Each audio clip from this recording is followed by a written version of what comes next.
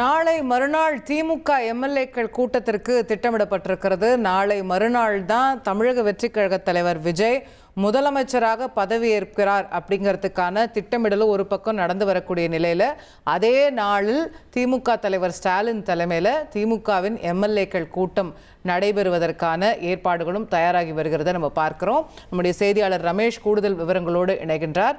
ரமேஷ், இந்த எம்எல்ஏக்கள் கூட்டம் எதற்காக நம்ம புரிஞ்சுக்கிறது? முக்கியமான அஜெண்டா எதிர்க்கட்சி தலைவரை தேர்ந்தெடுப்பதுன்னு புரிஞ்சுக்கலாமா ரமேஷ்?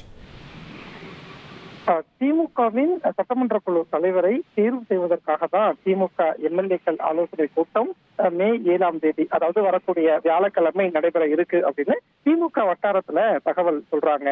புதிதாக தேர்ந்தெடுக்கப்பட்ட எம்எல்ஏக்கள் அனைவரும் இந்த கூட்டத்துல தவறாம பங்கேற்கணும் அப்படின்னு திமுக பொதுச் செயலாளர் துரைமுருகன் அறிவிப்பை கொடுத்திருக்கிறார். திமுக தலைவர் மு க ஸ்டாலின் தலைமையில இந்த கூட்டம் நடைபெற போகுது.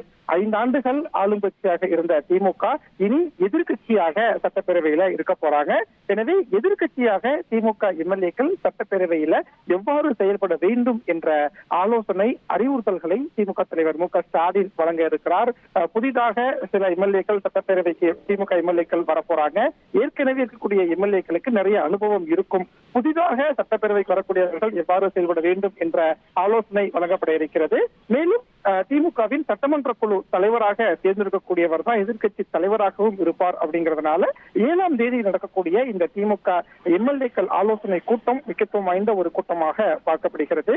திமுக தலைவர் மு க ஸ்டாலின் தோல்வியை சந்தித்திருக்கிறதுனால இப்போ உதயநிதி ஸ்டாலின் திமுகவின் சட்டமன்ற குழு தலைவராக தேர்ந்தெடுக்கப்படுவார் அப்படின்னு திமுக வட்டாரத்துல பேசப்படுது. எனவே மே 7ஆம் தேதி அதிகாரப்பூர்வமாக திமுகவின் சட்டமன்ற குழு தலைவர் யார் என்ற கேள்விக்கு விடை கிடைக்கும்.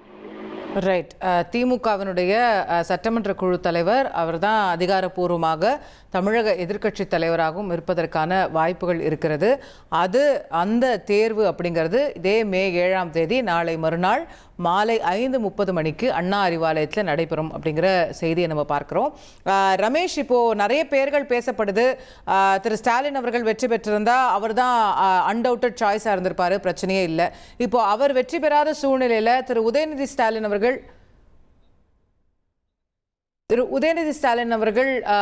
எதிர்க்கட்சி தலைவராக பொறுப்பேற்பாரா அல்லது வேற கட்சியில் இருக்கக்கூடிய மூத்த முன்னவர்களா அப்படிங்கிற நிறைய கேள்விகள் எழுந்து கொண்டிருக்கிறது. மே 7ஆம் தேதி அதுக்கும் நமக்கு விடை கிடைக்கும் அப்படின்னு எதிர்பார்க்கிறோம். ஒரு சிறிய இடைவேளைக்கு பிறகு மேலும் செய்திகளோடு இணையலாம். இனி செல்லும் இடமெல்லாம் செய்தி. தந்தி டிவியின் வாட்ஸ்அப் சேனலை ஃபாலோ பண்ணினா செல்ல இருக்கும் இடமெல்லாம் செய்தி. இதோ QR கோட் இப்பவே ஸ்கேன் பண்ணுங்க, ஃபாலோ பண்ணுங்க.